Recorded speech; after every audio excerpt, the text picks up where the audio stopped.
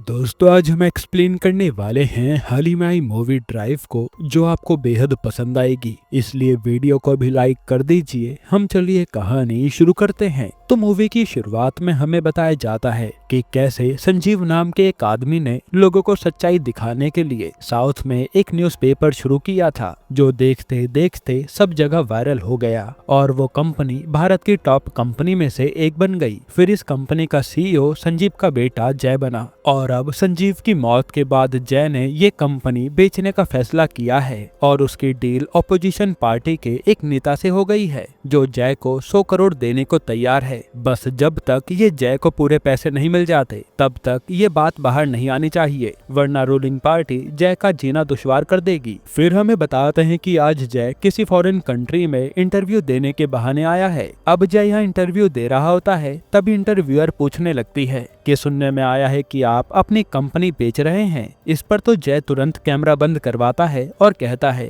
कि ये बात पूछने को किसने कहा और तुम्हें ये सब पता कैसे चला। तो वो लड़की कहती है कि ये सच तो बाहर आएगा ही, आप सिद्दीकी सर से बात कर लीजिए। असल में सिद्दीकी जय के साथ काम करता है। फिर जय सिद्दीकी से बात करता है तो सिद्दीकी कहता है कि ये इंटरव्यू बाद में एयर होगा, इसलिए तुम इसमें अपना सच बता सकते हो। जिसके बाद डील होते ही तुम तो लंदन शिफ्ट हो जाओगे, इसलिए कोई प्रॉब्लम नहीं होगी। जिस पर जय मान जाता है और अपना इंटरव्यू दे देता है। फिर जय पर उसकी बीवी श्रिया का फोन आता है, जो बर्लिन में अपने बच्चे के साथ रहती है, और जय यहाँ कहता है कि डील हो गई है, बस जल्द ही हम सब साथ में एंजॉय करेंगे, फिर हमें कोई काम नहीं करना पड़ेगा। जिस पर श्रेया भी खुश हो जाती है। साथ ही जय बताता है कि मैंने गिफ्ट भेजे हैं, शाम तक मैं आऊंगा तो साथ में उसे खोलेंगे। ये कहकर वो अपनी कार से निकल जाता है। इसके बाद जय पर उसके 2 जिगरी दोस्तों का कॉल आता है, जिसमें से एक एक्टर था अजय और एक सर्जन था ईशान। ये दोनों जय के बचपन के दोस्त हैं और जय इनसे 3 दिन बाद मिलने की प्लानिंग कर रहा था, ताकि ये दोस्त साथ में एंजॉय कर सकें। इसलिए ये सब लंदन आने वाले हैं। फिर अपने दोस्तों से बात करने के बाद जय बर्लिन जाने के लिए कार से निकल जाता है। तभी हम एक आदमी को देखते हैं जिसने मास्क लगाया था और वो हैकिंग कर रहा था। साथ ही हमें पता चलता है कि इस आदमी ने जय पर नजर रखी है। जिसके बाद जय पर उसी हैकर का कॉल आता है, जो कहता है कि मुझे तेरे काले राज के बारे में सब पता है। ये सुनकर जय को लगता है कि उसके दोस्त मजाक कर रहे होंगे, इसलिए वो फोन काट देता है। तभी जय पर एक और मैसेज आता है, जिसमें उसके अकाउंट से 1 करोड़ रुपए अपने आप कट गए थे। और फिर हैकर फोन करके कहता है कि 100 करोड़ में से 1 करोड़ ले लिया, कोई बड़ी बात तो नहीं है ना। ये सुनकर जय के होश उड़ जाते हैं कि ये सब इसे कैसे पता। फिर वो हैकर कहता है कि तेरा बाप अच्छा आदमी था, पर पैसे के लालच में वो भी करप्ट हो गया था, और तू तो उससे भी बड़ा करप्ट है, जिसने ना जाने कितना पैसा अंदर किया है, और तेरे सारे राज मुझे पता है, इसलिए मैं तुझे नहीं छोड़ूंगा। तभी जय पर दूसरे न्यूज चैनल के मालिक अय्यर का फोन आता है, जिसे हैकर ने 100 करोड़ की डील के बारे में बता दिया था, और अय्यर कहता है कि अब ये न्यूज बड़ी बनेगी। ये कहकर वो फोन काट देता है और जय कुछ कर नहीं पाता। इसके बाद हम न्यूज पर देखते हैं कि अय्यर ने अपने चैनल पर जय की डील के बारे में सब बता दिया है, और यहाँ तक कि जिस मंत्री से जय की डील हुई है उसकी वीडियो हैकर ने अय्यर को भेजी थी, जिससे तो जय का दिमाग खराब हो जाता है कि अब वो मुसीबत में आ जाएगा। फिर जय पर सिद्दीकी का कॉल आता है, जो कहता है कि ये सब लीक कैसे हुआ, इसके बारे में तुम पता करो, वरना ये कंपनी बिकने से पहले ही बर्बाद हो जाएगी और तुम्हें कुछ भी नहीं मिलेगा। जिसके बाद हैकर जय पर दोबारा कॉल करता है, तो जय कहता है कि तुझे जितना पैसा चाहिए बता, मैं दे दूंगा। लेकिन हैकर कहता है कि पैसों की मुझे दिक्कत नहीं है, मुझे तो बस तुझे सबक सिखाना है। तभी जय की कार एक लड़की की कार से ठुक जाती है। तब वो लड़की पुलिस बुलाने की धमकी दे रही थी। इससे हैकर को भी लगता है कि इसमें टाइम वेस्ट हो जाएगा, इसलिए वो उस एरिया के सिग्नल को हैक कर लेता है, जिसके कारण लड़की जैसे ही कार लेकर आगे बढ़ती है तो उसका एक्सीडेंट हो जाता है। ये देखकर तो जय के भी होश उड़ गए थे कि ये हैकर तो बहुत खतरनाक है। फिर हैकर कहता है कि तुझे तो मैं बर्बाद कर रहूंगा, तू बस देखता रहे, क्योंकि तूने अब तक न जाने कितने लोगों की लाश पर चढ़कर ये पैसा कमाया है, और सरकार के सारे काले कांड तूने न्यूज में छुपाए हैं। इस पर जय कुछ बोल नहीं पाता। अब हैकर से बात करने के बाद जय सीधा अपनी साइबर टीम को कॉल करके हैकर का पता लगाने को कहता है, तो उसकी टीम वाले बताते हैं कि ये सब आपके फोन से हैक हुआ है, हम यहाँ से कुछ भी नहीं कर सकते। तभी सिद्दीकी उस पर फोन करके कहता है कि अब तो सरकार भी हमारे पीछे पड़ जाएगी, बस ये कंपनी जल्दी से बिक जाए, वरना बहुत बुरा हो सकता है। ये सुनकर जय डर जाता है। फिर वो तुरंत अपना फोन स्विच ऑफ करता है। इसके बाद जय एक शॉप पर जाता है और वहाँ से एक छोटा सा फोन और सिम खरीदता है ताकि वो सिद्दीकी और अपने लोगों से बात कर सके। इसके बाद जय सीधा अपने पापा के वकील राव को फोन करता है और पूछता है कि ये बताओ, अगर मेरे पास ज्यादा प्रॉपर्टी हो तो क्या वो सब टैक्स वाले सीज कर देंगे। इस पर राव भी कहता है कि हमने टैक्स बचाने के लिए बहुत गोलमाल किया है, इसलिए दिक्कत तो हो सकती है। तभी जय एक और बात राव से बताता है कि हमने जो एक एनजीओ बनाया था ना गरीब बच्चों की मदद के लिए, उसमें जो फंड आता था उसमें से मैंने 70% अपने पास स्विस बैंक में रखवा दिया था और बस 30% से ही चैरिटी की है। ये सुनकर राव भी जय को सुनाने लगता है कि तुम कितना नीचे गिर गए, जो चैरिटी का पैसा भी खुद खा गए। तब जय कहता है कि मुझे भाषण मत दो, ये बताओ अब मैं क्या करूं। राव कहता है कि तुम्हें पुलिस तो पकड़ सकती है क्योंकि टैक्स चोरी का पता उन्हें जल्द ही चल जाएगा और हो सकता है कि तुम अरेस्ट हो जाओ। ये सुनकर जय कहता है कि अगर मैं लंदन भाग जाऊं तो चांसेस कम होंगे ना। जिस पर राव कहता है हाँ, अक्सर झोल करने वाले करोड़पति लंदन ही भागते हैं, पर तुम्हें आज रात ही लंदन पहुंचना होगा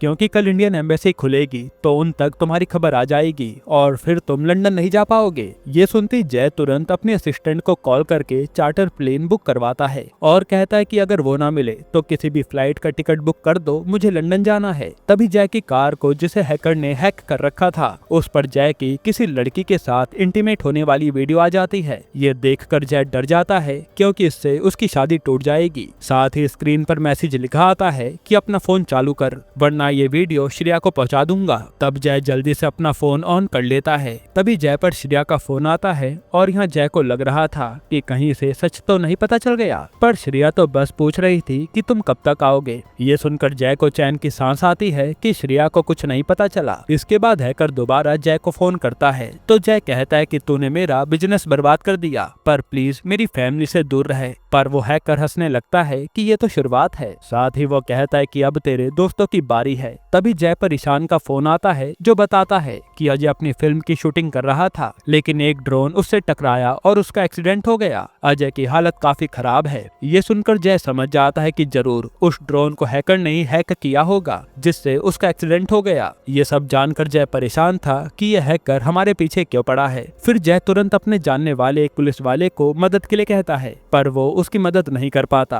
क्योंकि जय हैकर का नाम तक नहीं जानता था। इसके बाद जय पर हैकर का फोन आता है जो कहता है कि तेरे साथ एक कार आ रही होगी, अगर उसका पीछा करेगा तो मेरे बारे में तू जान सकता है ताकि तुझे तड़पाने में और मजा आए। तब जय उस मास्क वाले का पीछा करता है और ये आदमी जय को एक ग्राउंड के पास लाता है। यहाँ जय तो उस मास्क वाले को मारने लगता है, पर मास्क वाले को तो केवल हायर किया गया था जो उसे एक बॉक्स देकर चला जाता है। अब उस बॉक्स में जय देखता है कि इसमें तो उसकी स्कूल की पुरानी फोटो है और उसके पीछे जॉन लिखा था। ये देखकर तो जय के होश उड़ जाते हैं कि ये कहां से आया। फिर हमें पास्ट का सीन दिखाते हैं जब जय स्कूल में था। तब उसे एक लड़की पसंद थी, पर वो लड़की जॉन नाम के लड़के से बात करती थी, इसलिए जय अजय और ईशान के साथ उसके रूम में आया और उसे पीटकर भाग गया। जिसके बाद जॉन ने उस लड़की से बात करना ही बंद कर दिया और कई बार वो स्कूल भी नहीं आता था, जिससे वो लड़की भी उदास थी। फिर जय को जब लगा कि वो लड़की जॉन से ही बात करना पसंद करती है तो उसने सोचा कि जॉन को मजा चखाया जाए। फिर एक दिन इन्हें पता चला कि जॉन को कोई बीमारी है, इसलिए जय और उसके दोस्तों ने पूरे स्कूल में फैला दिया कि उसे एड्स है, इसलिए कोई भी जॉन से बात नहीं करता था और जॉन भी अकेला पड़ गया था। फिर एक दिन इन सबसे परेशान होकर जॉन ने छत से कूदकर अपनी जान दे दी। अब सीन प्रेजेंट में आता है और जय ईशान को कॉल करके यही सब बता रहा था कि जॉन तो मर चुका है, तो मेरे पीछे कौन पड़ा है। जिस पर ईशान कहता है कि उसका एक छोटा भाई भी था। यहाँ से जय समझ जाता है कि जॉन की मौत का बदला उसका छोटा भाई ले रहा होगा। फिर जय तुरंत एक लड़की को फोन करता है जो कि जय के सर की बेटी थी और पता चलता है कि उसके सर तो कई साल पहले मर चुके हैं। असल में उसी सर को जय के पापा ने पैसे खिलाए थे ताकि वो जय और उसके दोस्तों पर कोई एक्शन ना ले, क्योंकि जॉन ने जय और उसके दोस्तों से तंग आकर ही अपनी जान दे दी थी। इसलिए जय को लगने लगता है कि ये सब काम जॉन का भाई ही कर रहा होगा जो अब सबको मार देगा। फिर जब जय ईशान को दोबारा कॉल करता है तो ईशान को सांस लेने में दिक्कत हो रही थी और वो बताता है कि मैंने बाहर से खाना मंगाकर खाया था, तभी से दिक्कत आई है। जय समझ जाता है कि इसमें भी उस हैकर ने कुछ मिलाया होगा। अब यहाँ से वो कुछ कर पाता उससे पहले ही ईशान की मौत हो जाती है, जो देखकर जय हैरान था। अब इसके बाद हम देखते हैं कि हैकर तो खुशी के मारे नाच रहा है, पर जय के होश उड़े हुए हैं। फिर जय तुरंत पुलिस वाले को फोन करता है और कहता है कि पता करो जॉन डिकोस्टा नाम के एक लड़के के पिता डेविड डिकोस्टा इस समय कहाँ हैं? तुम उस तक पहुँच जाओ तो हमें हैकर मिल जाएगा। तब पुलिस वाला उसी काम में लग जाता है। फिर जब जय पर हैकर का फोन आता है तो जय कहता है कि मैं जान गया तू कौन है, पर मेरी गलती नहीं थी जो जॉन मर गया, मैं तो तब बहुत छोटा था ना। लेकिन हैकर कहता है कि तेरे कारण मेरा भाई मर गया और उसके गम में मेरी माँ भी चल बसी, फिर मेरे पापा भी बीमार हो गए और वो भी चल बसे और मैं अकेला ही इस दुनिया में लड़ता रहा। इसके बाद मेरा एक ही टारगेट था, तुझसे बदला लेना। फिर हैकर कहता है कि तू अपनी फैमिली को बचा सकता है तो बचा ले, क्योंकि मैंने वहाँ गिफ्ट में बॉम्ब रखा है। अगर तू मेरा एक काम नहीं करेगा तो वो बॉम्ब फट जाएगा। ये सुनकर जय कहता है कि जो कहोगे वो करूंगा, बस मेरी बीवी और बच्चे को कुछ नहीं होना चाहिए। फिर हैकर के कहने पर जय एक लोकेशन पर आता है जहाँ कुछ लड़कियों को रशियन ने पकड़ रखा था।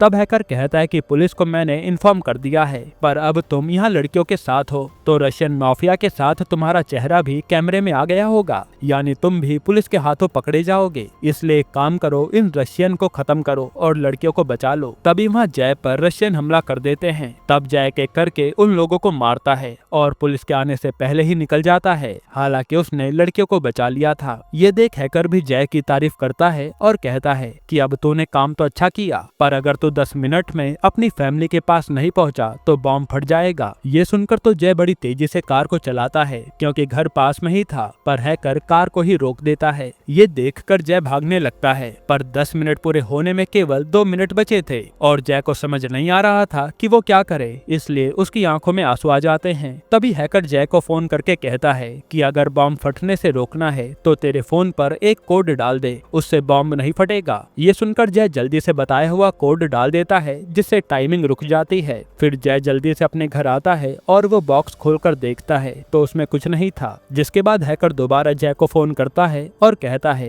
कि बॉक्स में कोई बॉम्ब नहीं था, बल्कि ये सब मेरा एक प्लान था। असल में मुझे लगा था कि तू रशियन के हाथों मारा जाएगा, पर तू वहाँ से बच निकला, इसलिए मैंने CIA के सर्वर को तेरे मोबाइल के जरिए हैक करवाया, क्योंकि तूने अपने फोन से एक कोड डाला था। यानी अब तक CIA वालों को तेरी लोकेशन पता चल गई होगी और हैकिंग के जुर्म में तुझे कम से कम 20 साल की सजा होगी। तभी वहाँ पर पुलिस आ जाती है और जय को हैकिंग करने के जुर्म में अरेस्ट कर लेती है, यानी हैकर का प्लान काम कर गया। फिर हमें 20 साल बाद का सीन दिखाते हैं जहाँ हमें हैकर का चेहरा देखने को मिलता है और अब हैकर के साथ उसकी फैमिली भी थी। तभी उस पर जय का फोन आता है जो कहता है कि अब जेल में रहकर मैं भी गेम सीख गया हूँ और जिस तरह तूने मुझे बर्बाद किया मैं अपना बदला लेने जरूर आऊंगा। तब हैकर भी कहता है कि आजा, मैं डरता नहीं हूँ। यहीं पर ये मूवी खत्म होती है, जिसका पार्ट 2 भी अनाउंस कर दिया जाता है। दोस्तों, अब आपको इसके अलावा कौन सी मूवी का एक्सप्लेनेशन चाहिए हमें कमेंट में बताइएगा। बाकी अगर आपको हाल ही में I-45 मूवी देखनी है तो ये वीडियो देख लीजिए।